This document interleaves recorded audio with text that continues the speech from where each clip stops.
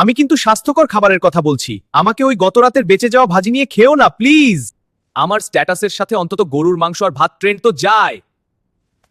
এই স্ট্যাটাস মানে আমি গরুর মাংস ছাড়া ভাতের কোনো সম্মান আছে নাকি?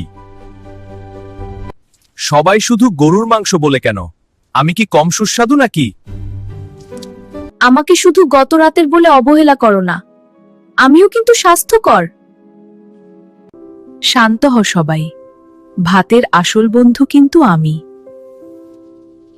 আমাকে কাটলে কাঁদো, আর এখন আমাকেই ভুলে গেলে? আমি তো সবার সাথে মানিয়ে নেই, আমাকে কেন কেউ গুরুত্ব দেয় না? এই ফ্রিজে রাজনীতি বন্ধ করো, সবাই একসাথে সালাদ হই। সবাই এত সিরিয়াস কেন?